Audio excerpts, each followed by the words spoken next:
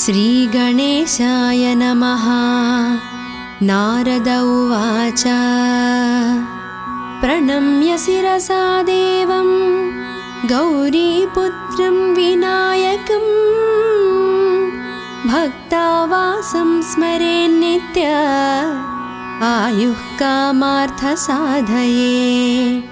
प्रथमं वक्रतुण्डं च एकदन्तं द्वितीयकं तृतीयं कृष्णपिङ्गाक्षं गजवक्त्रं चतुर्धकं लम्बोदरं पञ्चमं च षष्ठं विकटमेव च सप्तमं विघ्नराजेन्द्रं च धूम्रवर्णं तथाष्टमं नवमं फालचन्द्रं च दशमं तु विनायकम् एकदंसं गणपतिं द्वादशं तु गजाननं द्वादशैतानि नामानि त्रिसन्ध्यं यः पठेन्नरः न च विघ्नभयं तस्य सर्वसिद्धिकरं प्रभो।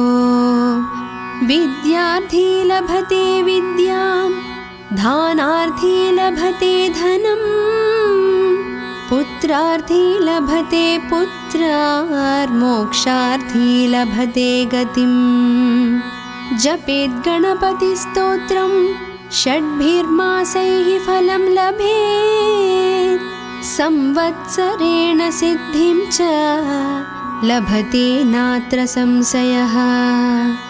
अष्टभ्यो ब्राह्मणेभ्यश्च लिखित्वा यः समर्पयेत् तस्य विद्या भवेत् सर्वा गणेशस्य प्रसादतः। श्रीगणेशाय नमः। नारद उवाच प्रणम्य शिरसा देवं गौरीपुत्रं विनायकं भक्तावासं स्मरेन्नित्य आयुः कामार्थसाधये।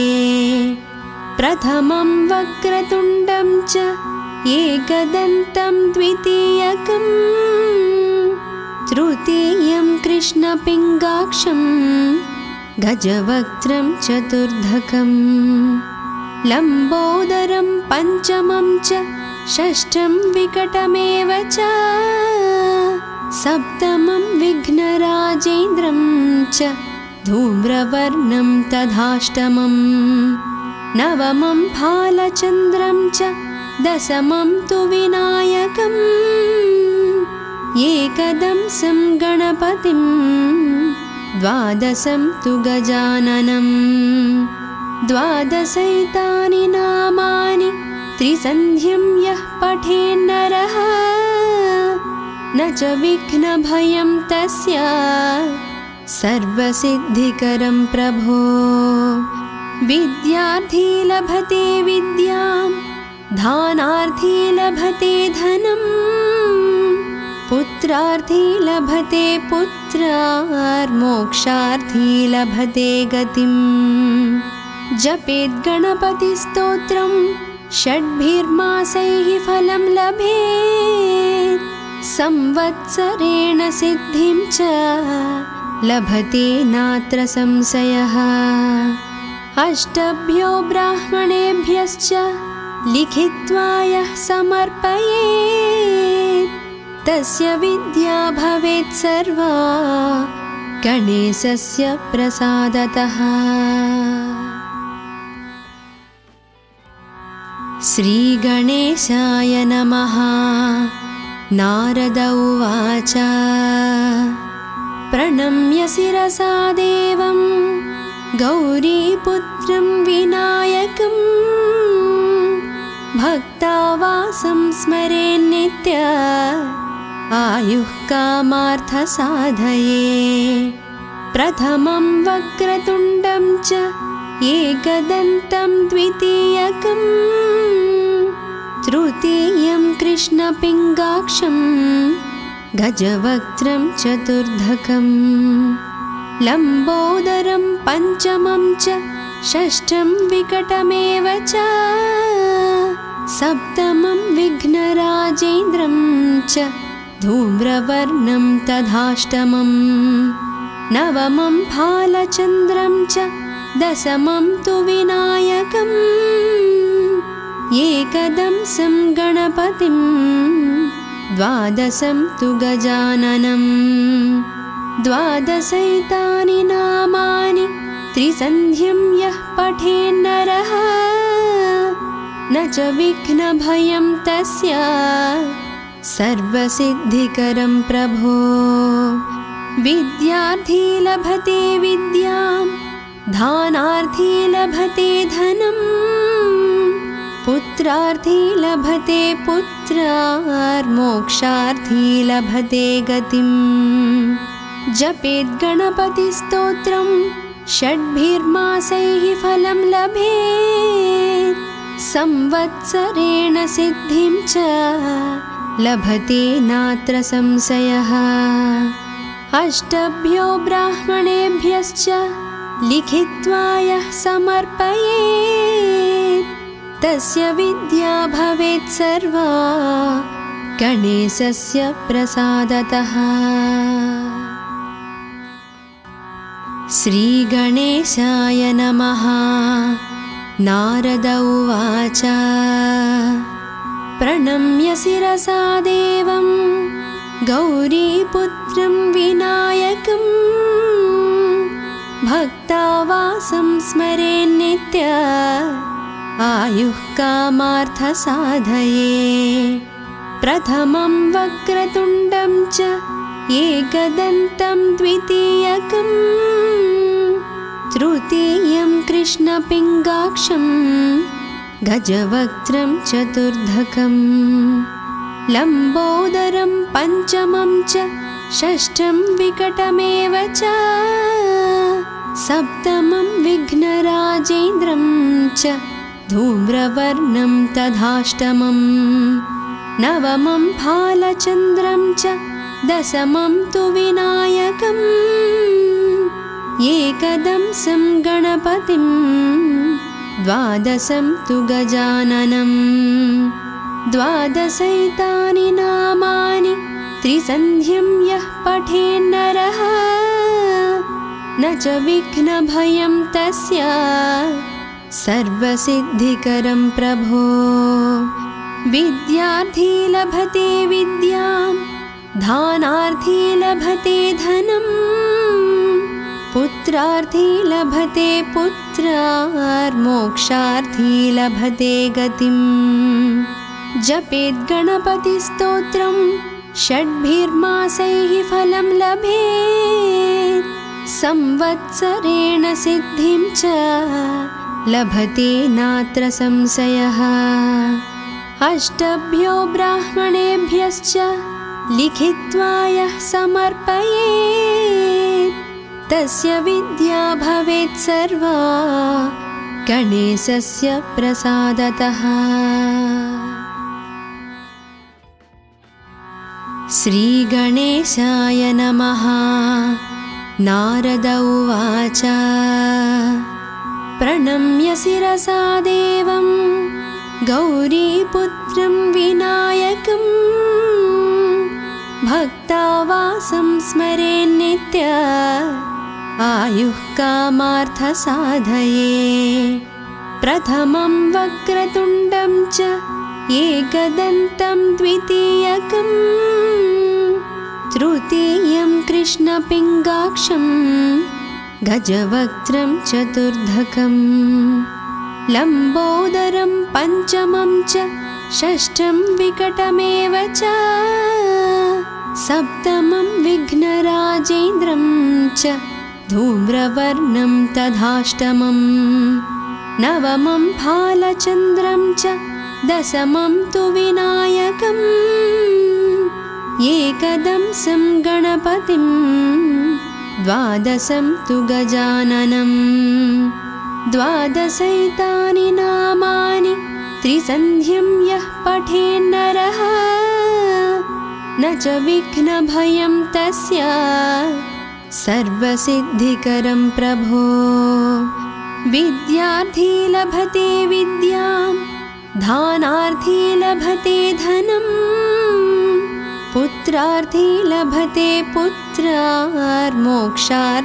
लभते गतिम् जपेत् गणपतिस्तोत्रं षड्भिर्मासैः फलं लभेत् संवत्सरेण सिद्धिं च लभते नात्र संशयः अष्टभ्यो ब्राह्मणेभ्यश्च लिखित्वा यः समर्पयेत् तस्य विद्या भवेत् सर्वा गणेशस्य प्रसादतः। श्रीगणेशाय नमः। नारद उवाच प्रणम्य शिरसा देवं गौरीपुत्रं विनायकं भक्तावासं स्मरेन्नित्य आयुः कामार्थसाधये प्रथमं वक्रतुण्डं च एकदन्तं द्वितीयकं तृतीयं कृष्णपिङ्गाक्षं गजवक्त्रं चतुर्धकं लम्बोदरं पञ्चमं च षष्ठं विकटमेव च सप्तमं विघ्नराजेन्द्रं च धूम्रवर्णं तथाष्टमं नवमं फालचन्द्रं च दशमं तु विनायकम् एकदंसं गणपतिं द्वादशं तु गजाननं द्वादशैतानि नामानि त्रिसन्ध्यं यः पठेन्नरः न च विघ्नभयं तस्य सर्वसिद्धिकरं प्रभो विद्यार्थी लभते विद्यां दानार्थी लभते धनं पुत्रार्थी लभते पुत्रार्मोक्षार्थी लभते गतिम् जपेत् गणपतिस्तोत्रं षड्भिर्मासैः फलं लभेत् संवत्सरेण सिद्धिं च लभते नात्र संशयः अष्टभ्यो ब्राह्मणेभ्यश्च लिखित्वा यः समर्पयेत् तस्य विद्या भवेत् सर्वा गणेशस्य प्रसादतः। श्रीगणेशाय नमः। नारद उवाच प्रणम्य शिरसा देवं गौरीपुत्रं विनायकं भक्तावासं स्मरेन्नित्य आयुः कामार्थसाधये प्रथमं वक्रतुण्डं च एकदन्तं द्वितीयकं तृतीयं कृष्णपिङ्गाक्षं गजवक्त्रं चतुर्धकं लम्बोदरं पञ्चमं च षष्ठं विकटमेव च सप्तमं विघ्नराजेन्द्रं च धूम्रवर्णं तथाष्टमं नवमं फालचन्द्रं च दशमं तु विनायकम् एकदंसं गणपतिं द्वादशं तु गजाननं द्वादशैतानि नामानि त्रिसन्ध्यं यः पठेन्नरः न च विघ्नभयं तस्य सर्वसिद्धिकरं प्रभो विद्यार्थी लभते विद्यां दानार्थी लभते धनं पुत्रार्थी लभते पुत्रार्मोक्षार्थी लभते गतिम् जपेत् गणपतिस्तोत्रं षड्भिर्मासैः फलं लभेत् संवत्सरेण सिद्धिं च लभते नात्र संशयः अष्टभ्यो ब्राह्मणेभ्यश्च लिखित्वा यः समर्पयेत् तस्य विद्या भवेत् सर्वा गणेशस्य प्रसादतः। श्रीगणेशाय नमः। नारद उवाच प्रणम्य शिरसा देवं गौरीपुत्रं विनायकं भक्तावासं स्मरेन्नित्य आयुः कामार्थसाधये। प्रथमं वक्रतुण्डं च एकदन्तं द्वितीयकं तृतीयं कृष्णपिङ्गाक्षं गजवक्त्रं चतुर्धकं लम्बोदरं पञ्चमं च षष्ठं विकटमेव च सप्तमं विघ्नराजेन्द्रं च धूम्रवर्णं तथाष्टमं नवमं भालचन्द्रं च दशमं तु विनायकम् एकदंसं गणपतिं द्वादशं तु गजाननं द्वादशैतानि नामानि त्रिसन्ध्यं यः पठेन्नरः न च विघ्नभयं तस्य सर्वसिद्धिकरं प्रभो। विद्यार्थी लभते विद्यां दानार्थी लभते धनं पुत्रार्थी लभते पुत्रार्मोक्षार्थी लभते गतिं।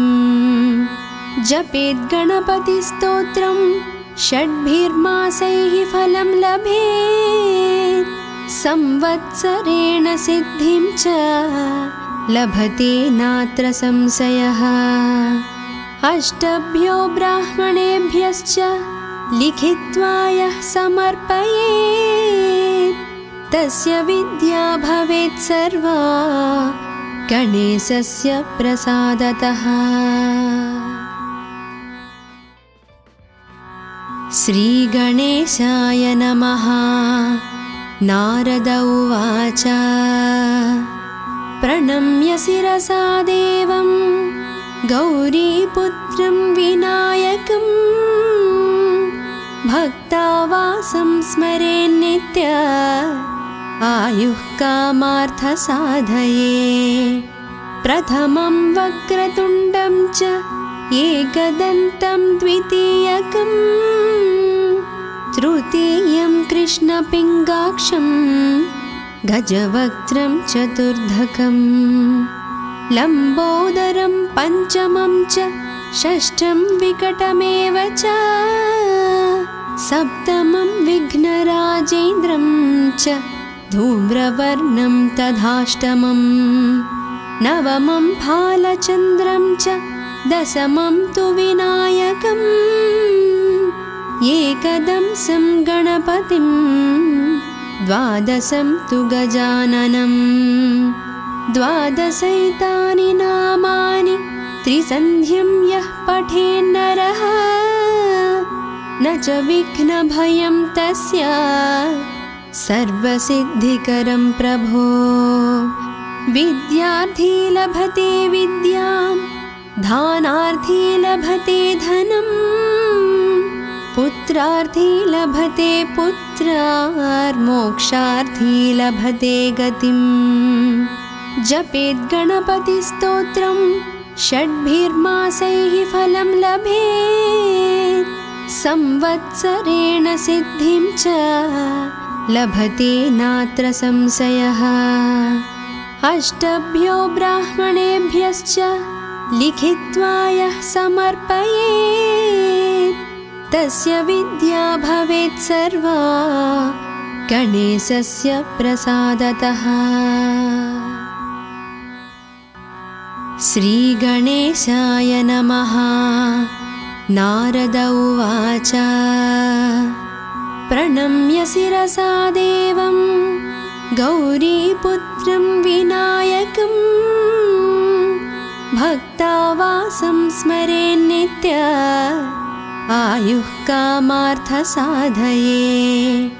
प्रथमं वक्रतुण्डं च एकदन्तं द्वितीयकं तृतीयं कृष्णपिङ्गाक्षं गजवक्त्रं चतुर्धकं लम्बोदरं पञ्चमं च षष्ठं विकटमेव च सप्तमं विघ्नराजेन्द्रं च धूम्रवर्णं तथाष्टमं नवमं भालचन्द्रं च दशमं तु विनायकम् एकदंसं गणपतिं द्वादशं तु गजाननं द्वादशैतानि नामानि त्रिसन्ध्यं यः पठेन्नरः न च विघ्नभयं तस्य सर्वसिद्धिकरं प्रभो विद्यार्थी लभते विद्यां धानार्थी लभते धनं पुत्रार्थी लभते पुत्रार्मोक्षार्थी लभते गतिम् जपेत् गणपतिस्तोत्रं षड्भिर्मासैः फलं लभेत् संवत्सरेण सिद्धिं च लभते नात्र संशयः अष्टभ्यो ब्राह्मणेभ्यश्च लिखित्वा यः समर्पयेत् तस्य विद्या भवेत् सर्वा गणेशस्य प्रसादतः। श्रीगणेशाय नमः। नारद उवाच प्रणम्य शिरसा देवं गौरीपुत्रं विनायकं भक्तावासं स्मरेन्नित्य आयुः कामार्थसाधये प्रथमं वक्रतुण्डं च एकदन्तं द्वितीयकं तृतीयं कृष्णपिङ्गाक्षं गजवक्त्रं चतुर्धकं लम्बोदरं पञ्चमं च षष्ठं विकटमेव च सप्तमं विघ्नराजेन्द्रं च धूम्रवर्णं तथाष्टमं नवमं भालचन्द्रं च दशमं तु विनायकम् एकदंसं गणपतिं द्वादशं तु गजाननं द्वादशैतानि नामानि त्रिसन्ध्यं यः पठेन्नरः न च विघ्नभयं तस्य सर्वसिद्धिकरं प्रभो विद्यार्थी लभते विद्यां धानार्थी लभते धनं पुत्रार्थी लभते पुत्रार्मोक्षार्थी लभते गतिम् जपेत् गणपतिस्तोत्रं षड्भिर्मासैः फलं लभेत् संवत्सरेण सिद्धिं च लभते नात्र संशयः अष्टभ्यो ब्राह्मणेभ्यश्च लिखित्वा यः समर्पयेत् तस्य विद्या भवेत् सर्वा गणेशस्य प्रसादतः। श्रीगणेशाय नमः। नारद उवाच प्रणम्य शिरसा देवं गौरीपुत्रं विनायकं भक्तावासं स्मरेन्नित्य आयुः कामार्थसाधये प्रथमं वक्रतुण्डं च एकदन्तं द्वितीयकं तृतीयं कृष्णपिङ्गाक्षं गजवक्त्रं चतुर्धकं लम्बोदरं पञ्चमं च षष्ठं विकटमेव च सप्तमं विघ्नराजेन्द्रं च धूम्रवर्णं तथाष्टमं नवमं भालचन्द्रं च दशमं तु विनायकम् एकदंसं गणपतिं द्वादशं तु गजाननं द्वादशैतानि नामानि त्रिसन्ध्यं यः पठेन्नरः न न च विघ्नभयं तस्य सर्वसिद्धिकरं प्रभो।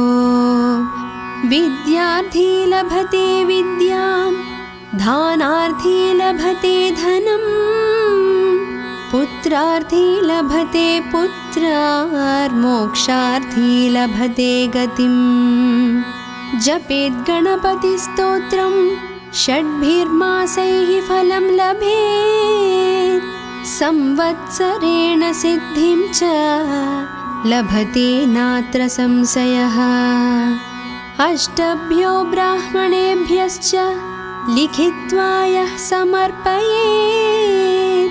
तस्य विद्या भवेत् सर्वा गणेशस्य प्रसादतः। श्रीगणेशाय नमः। नारद उवाच प्रणम्य शिरसा देवं गौरीपुत्रं विनायकं, भक्तावासं स्मरेन्नित्य आयुः कामार्थसाधये। प्रथमं वक्रतुण्डं च एकदन्तं द्वितीयकं, तृतीयं कृष्णपिङ्गाक्षं गजवक्त्रं चतुर्धकं, लम्बोदरं पञ्चमं च षष्ठं विकटमेव च, सप्तमं विघ्नराजेन्द्रं च धूम्रवर्णं तथाष्टमम्, नवमं भालचन्द्रं च दशमं तु विनायकम्, एकदंसं गणपतिं द्वादशं तु गजाननम्। द्वादशैतानि नामानि त्रिसन्ध्यं यः पठेन्नरः, न च विघ्नभयं तस्य सर्वसिद्धिकरं प्रभो। विद्यार्थी लभते विद्यां, दानार्थी लभते धनं, पुत्रार्थी लभते पुत्रार्मोक्षार्थी लभते गतिम्। जपेत् गणपतिस्तोत्रं षड्भिर्मासैः फलं लभेत्, संवत्सरेण सिद्धिं च लभते नात्र संशयः। अष्टभ्यो ब्राह्मणेभ्यश्च लिखित्वा यः समर्पयेत्, तस्य विद्या भवेत् सर्वा गणेशस्य प्रसादतः। श्रीगणेशाय नमः। नारद उवाच प्रणम्य शिरसा देवं गौरीपुत्रं विनायकं, भक्तावासं स्मरेन्नित्य आयुः कामार्थसाधये। प्रथमं वक्रतुण्डं च एकदन्तं द्वितीयकं, तृतीयं कृष्णपिङ्गाक्षं गजवक्त्रं चतुर्धकं, लम्बोदरं पञ्चमं च षष्ठं विकटमेव च, सप्तमं विघ्नराजेन्द्रं च धूम्रवर्णं तथाष्टमम्, नवमं भालचन्द्रं च दशमं तु विनायकम्, एकदंसं गणपतिं द्वादशं तु गजाननम्। द्वादशैतानि नामानि त्रिसन्ध्यं यः पठेन्नरः, न च विघ्नभयं तस्य सर्वसिद्धिकरं प्रभो। विद्यार्थी लभते विद्यां, दानार्थी लभते धनं, पुत्रार्थी लभते पुत्रार्मोक्षार्थी लभते गतिम्। जपेत् गणपतिस्तोत्रं षड्भिर्मासैः फलं लभेत्, संवत्सरेण सिद्धिं च लभते नात्र संशयः। अष्टभ्यो ब्राह्मणेभ्यश्च लिखित्वा यः समर्पयेत् तस्य विद्या भवेत् सर्वा गणेशस्य प्रसादतः। श्रीगणेशाय नमः। नारद उवाच प्रणम्य शिरसा देवं गौरीपुत्रं विनायकं भक्तावासं स्मरेन्नित्य आयुः कामार्थसाधये।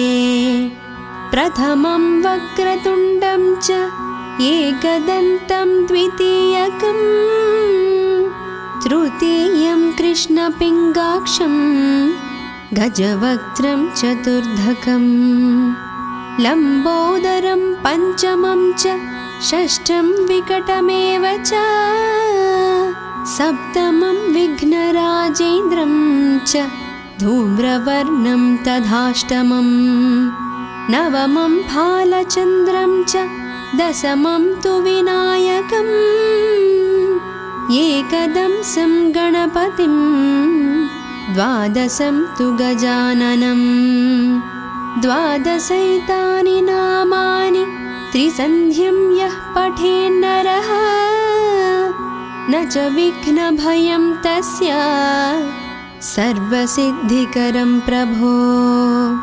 विद्यार्थी लभते विद्यां दानार्थी लभते धनं पुत्रार्थी लभते पुत्रार्मोक्षार्थी लभते गतिं। जपेत् गणपतिस्तोत्रं षड्भिर्मासैः फलं लभेत् संवत्सरेण सिद्धिं च लभते नात्र संशयः। अष्टभ्यो ब्राह्मणेभ्यश्च लिखित्वा यः समर्पयेत् तस्य विद्या भवेत् सर्वा गणेशस्य प्रसादतः। श्रीगणेशाय नमः। नारद उवाच प्रणम्य शिरसा देवं गौरीपुत्रं विनायकं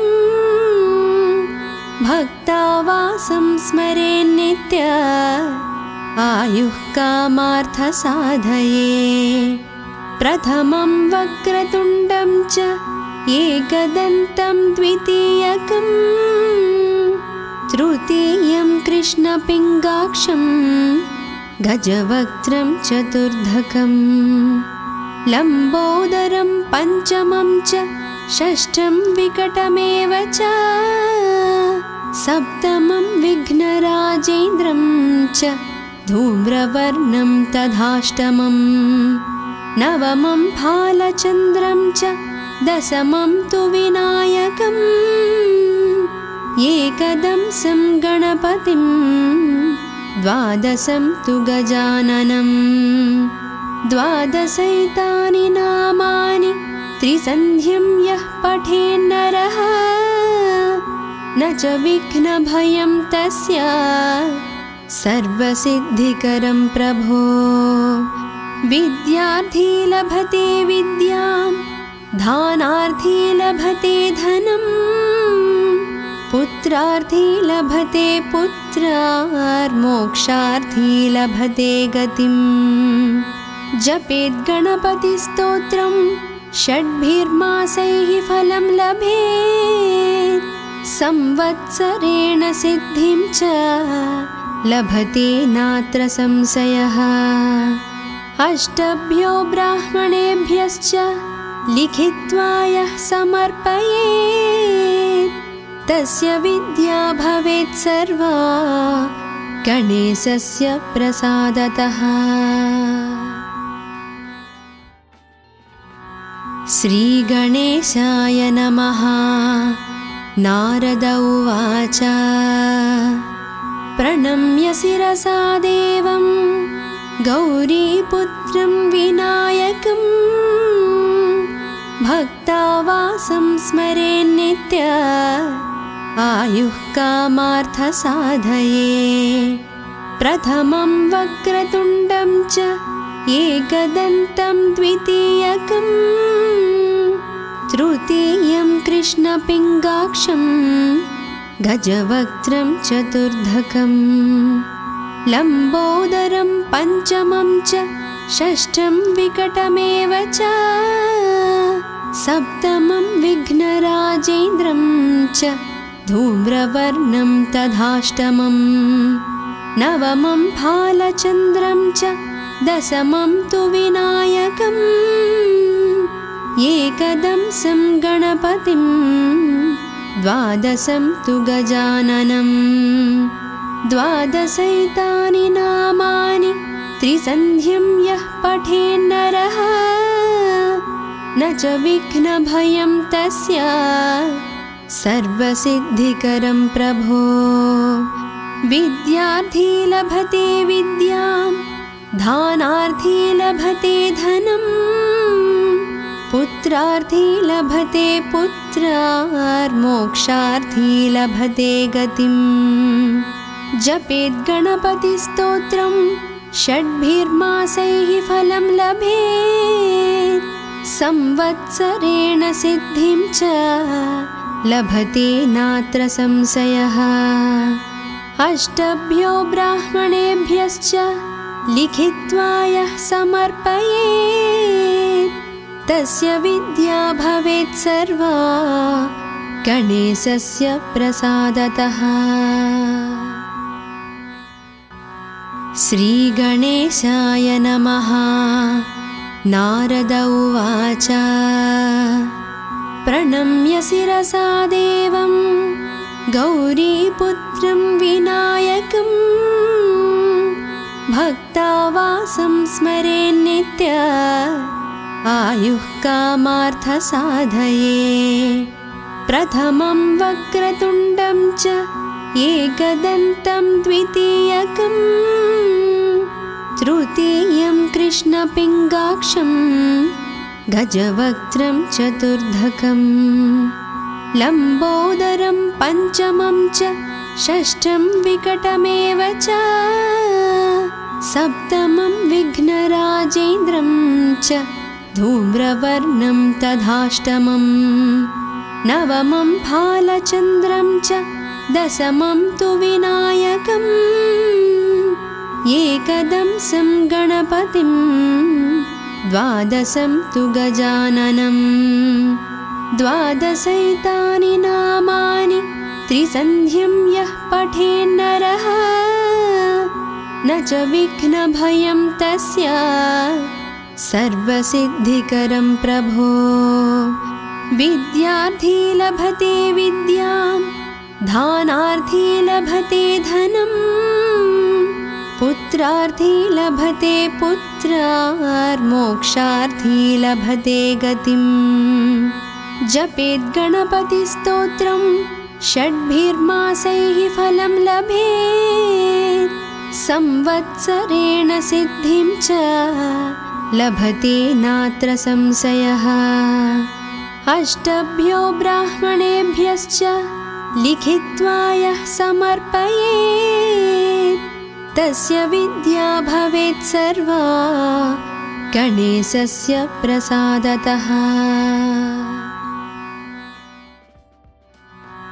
श्रीगणेशाय नमः। नारद उवाच प्रणम्य शिरसा देवं गौरीपुत्रं विनायकं भक्तावासं स्मरेन्नित्य आयुः कामार्थसाधये प्रथमं वक्रतुण्डं च एकदन्तं द्वितीयकं तृतीयं कृष्णपिङ्गाक्षं गजवक्त्रं चतुर्धकं लम्बोदरं पञ्चमं च षष्ठं विकटमेव च सप्तमं विघ्नराजेन्द्रं च धूम्रवर्णं तथाष्टमं नवमं फालचन्द्रं च दशमं तु विनायकम् एकदंसं गणपतिं द्वादशं तु गजाननं द्वादशैतानि नामानि त्रिसन्ध्यं यः पठेन्नरः न च विघ्नभयं तस्य सर्वसिद्धिकरं प्रभो। विद्यार्थी लभते विद्यां धानार्थी लभते धनं पुत्रार्थी लभते पुत्रार्मोक्षार्थी लभते गतिम्। जपेद् गणपतिस्तोत्रं षड्भिर्मासैः फलं लभेत् संवत्सरेण सिद्धिं च लभते नात्र संशयः। अष्टभ्यो ब्राह्मणेभ्यश्च लिखित्वा यः समर्पयेत् तस्य विद्या भवेत् सर्वा गणेशस्य प्रसादतः। श्रीगणेशाय नमः। नारद उवाच प्रणम्य शिरसा देवं गौरीपुत्रं विनायकं भक्तावासं स्मरेन्नित्य आयुः कामार्थसाधये। प्रथमं वक्रतुण्डं च एकदन्तं द्वितीयकं तृतीयं कृष्णपिङ्गाक्षं गजवक्त्रं चतुर्धकं लम्बोदरं पञ्चमं च षष्ठं विकटमेव च सप्तमं विघ्नराजेन्द्रं च धूम्रवर्णं तथाष्टमं नवमं भालचन्द्रं च दशमं तु विनायकम् एकदंसं गणपतिं द्वादशं तु गजाननं द्वादशैतानि नामानि त्रिसन्ध्यं यः पठेन्नरः न च विघ्नभयं तस्य सर्वसिद्धिकरं प्रभो। विद्यार्थी लभते विद्यां धानार्थी लभते धनं पुत्रार्थी लभते पुत्रार्मोक्षार्थी लभते गतिम्। जपेद् गणपतिस्तोत्रं षड्भिर्मासैः फलं लभेत् संवत्सरेण सिद्धिं च लभते नात्र संशयः। अष्टभ्यो ब्राह्मणेभ्यश्च लिखित्वा यः समर्पयेत् तस्य विद्या भवेत् सर्वा गणेशस्य प्रसादतः। श्रीगणेशाय नमः। नारद उवाच प्रणम्य शिरसा देवं गौरीपुत्रं विनायकं भक्तावासं स्मरेन्नित्य आयुः कामार्थसाधये। प्रथमं वक्रतुण्डं च एकदन्तं द्वितीयकं तृतीयं कृष्णपिङ्गाक्षं गजवक्त्रं चतुर्धकं लम्बोदरं पञ्चमं च षष्ठं विकटमेव च सप्तमं विघ्नराजेन्द्रं च धूम्रवर्णं तथाष्टमं नवमं भालचन्द्रं च दशमं तु विनायकम् एकदंसं गणपतिं द्वादशं तु गजाननं द्वादशैतानि नामानि त्रिसन्ध्यं यः पठेन्नरः न च विघ्नभयं तस्य सर्वसिद्धिकरं प्रभो। विद्यार्थी लभते विद्यां धानार्थी लभते धनं पुत्रार्थी लभते पुत्रार्मोक्षार्थी लभते गतिम्। जपेद् गणपतिस्तोत्रं षड्भिर्मासैः फलं लभेत् संवत्सरेण सिद्धिं च लभते नात्र संशयः। अष्टभ्यो ब्राह्मणेभ्यश्च लिखित्वा यः समर्पयेत् तस्य विद्या भवेत् सर्वा गणेशस्य प्रसादतः। श्रीगणेशाय नमः। नारद उवाच प्रणम्य शिरसा देवं गौरीपुत्रं विनायकं भक्तावासं स्मरेन्नित्य आयुः कामार्थसाधये। प्रथमं वक्रतुण्डं च एकदन्तं द्वितीयकं तृतीयं कृष्णपिङ्गाक्षं गजवक्त्रं चतुर्धकं लम्बोदरं पञ्चमं च षष्ठं विकटमेव च सप्तमं विघ्नराजेन्द्रं च धूम्रवर्णं तथाष्टमं नवमं भालचन्द्रं च दशमं तु विनायकम् एकदंसं गणपतिं द्वादशं तु गजाननं द्वादशैतानि नामानि त्रिसन्ध्यं यः पठेन्नरः न च विघ्नभयं तस्य सर्वसिद्धिकरं प्रभो। विद्यार्थी लभते विद्यां दानार्थी लभते धनं पुत्रार्थी लभते पुत्रार्मोक्षार्थी लभते गतिं। जपेत् गणपतिस्तोत्रं षड्भिर्मासैः फलं लभेत् संवत्सरेण सिद्धिं च लभते नात्र संशयः। अष्टभ्यो ब्राह्मणेभ्यश्च लिखित्वा यः समर्पयेत् तस्य विद्या भवेत् सर्वा गणेशस्य प्रसादतः। श्रीगणेशाय नमः। नारद उवाच प्रणम्य शिरसा देवं गौरीपुत्रं विनायकं भक्तावासं स्मरेन्नित्य आयुः कामार्थसाधये।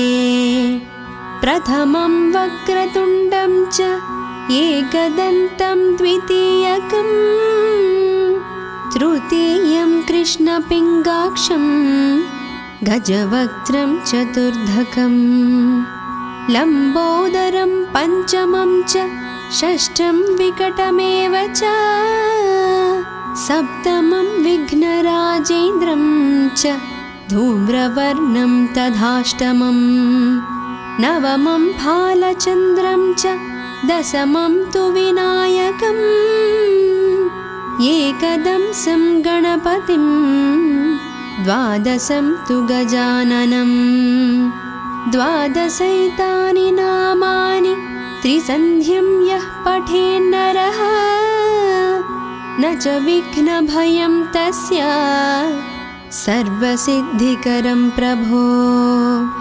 विद्यार्थी लभते विद्यां दानार्थी लभते धनं पुत्रार्थी लभते पुत्रार्मोक्षार्थी लभते गतिं। जपेत् गणपतिस्तोत्रं षड्भिर्मासैः फलं लभेत् संवत्सरेण सिद्धिं च लभते नात्र संशयः। अष्टभ्यो ब्राह्मणेभ्यश्च लिखित्वा यः समर्पयेत् तस्य विद्या भवेत् सर्वा गणेशस्य प्रसादतः। श्रीगणेशाय नमः। नारद उवाच प्रणम्य शिरसा देवं गौरीपुत्रं विनायकं भक्तावासं स्मरेन्नित्य आयुः कामार्थसाधये। प्रथमं वक्रतुण्डं च एकदन्तं द्वितीयकं, तृतीयं कृष्णपिङ्गाक्षं गजवक्त्रं चतुर्धकं, लम्बोदरं पञ्चमं च षष्ठं विकटमेव च, सप्तमं विघ्नराजेन्द्रं च धूम्रवर्णं तथाष्टमं, नवमं फालचन्द्रं च दशमं तु विनायकम्, एकदंसं गणपतिं द्वादशं तु गजाननं, द्वादशैतानि नामानि त्रिसन्ध्यं यः पठेन्नरः, न च विघ्नभयं तस्य सर्वसिद्धिकरं प्रभो। विद्यार्थी लभते विद्यां, धानार्थी लभते धनं, पुत्रार्थी लभते पुत्रार्मोक्षार्थी लभते गतिम्। जपेत् गणपतिस्तोत्रं षड्भिर्मासैः फलं लभेत्, संवत्सरेण सिद्धिं च लभते नात्र संशयः। अष्टभ्यो ब्राह्मणेभ्यश्च लिखित्वा यः समर्पयेत्, तस्य विद्या भवेत् सर्वा गणेशस्य प्रसादतः।